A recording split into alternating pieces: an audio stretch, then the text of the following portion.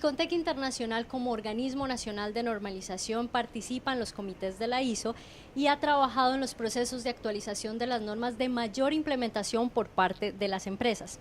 Es por este motivo que quisimos acercar esta información a los líderes de los sistemas de gestión de las diferentes organizaciones a través de nuestro 11º Foro Internacional de la Calidad, Evolución Empresarial y Competitividad, que se está llevando a cabo aquí en la ciudad de Cartagena.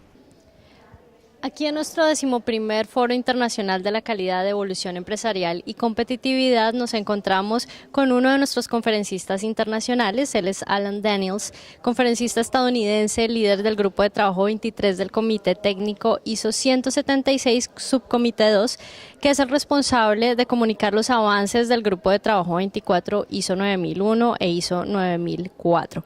Welcome, Daniels. Alan Daniels, thank you for being with us. Thank you for having me here. Okay. How could you define the concept of opportunity in high-level structure? That's a very good question. Opportunity in the high-level structure is really in two parts, because you have the overall quality management system, and opportunity has always been there. It's been in the improvement piece. It's been in, of course, inherent in the risk. Also in preventive action that went away from the last revision to this revision. But it didn't go away. It's still there. It's still in risks and opportunities. So it's been actually put throughout the standard, making it actually easier for people to understand and easier to implement. Because previously, just in its own clause as preventive action, it was very, very difficult for people. They confused it often with corrective action.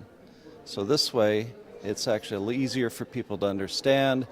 It's in the quality management system, so you actually build it into your overall processes, where you can look for those opportunities within the management structure, making sure that they support the ability to go look for those opportunities and what they're going to do with them when they've achieved them. So they have that in the management review, which is towards the end of the standard itself. And then the second is in operations. Operations, of course, being building the product or providing the service. And those opportunities are actually probably more of those that people understand a little bit easier because they're very tangible. It's the opportunity to improve your product or make the customer happy or make the service, you're providing a better service to people. So overall, that's kind of how it works in the high-level structure. It's really those two pieces. One is making it happen throughout the entire quality management system. And the second, of course, is making it work within operations where you actually do the physical work for delivering a product or a service. Our second question, it is a requirement of ISO 9001 2015 identify process risk? It's a requirement to identify your risks. Where you apply those all depends on what a risk you have identified. So if you've identified a lot of risks, you would obviously apply them throughout many, many processes. You might only have in a very small business 1 or 2 risks. So very simple, so it might only affect 1 or 2 of your processes.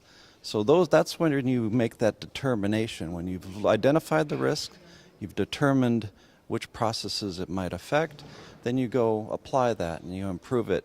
And then you manage it, of course, through management review, all the measures that you would take with that, and then, of course, your initial outcome. Simple as that. Okay, thank you. Thank you so much.